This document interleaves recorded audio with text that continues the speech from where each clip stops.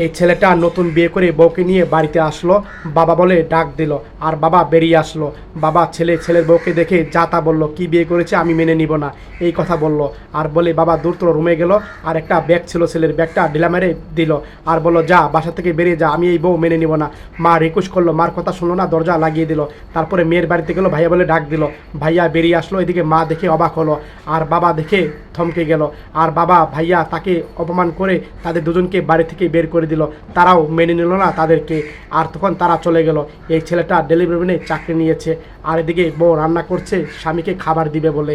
আর তখন এদিকে স্বামী পার্সেল ডেলিভারি দিচ্ছিল এই ভাইকে এক পর্যায়ে। আর তখন বাইক দিয়ে যাচ্ছিল, বউ রাস্তায় খাবার নিয়ে বসে আছে। আর এক পর্যায়ে স্বামীকে দেখে তখন কাছে যাচ্ছে এই বউ। আর তখন ঘাম মুছে দিল, নিজের হাতে খাবার খাইয়ে দিচ্ছিল স্ত্রী। এক পর্যায়ে তারা একটা দোকান দিয়েছে, পিঠার দোকান।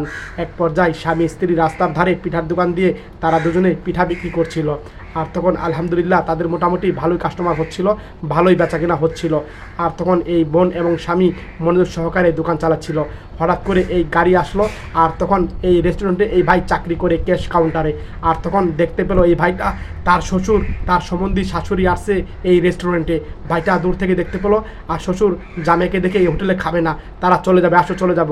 আর তখন মেয়েটার রিকোয়েস্টে তারা খাবার খেতে বসলো। আর তখন এই ভাইটা তার বউকে ফোন দিল, আর বলল তোমার বাবা মা ওরা এসেছে এই জায়গা। আর বললো ভিডিও কলে দেখো।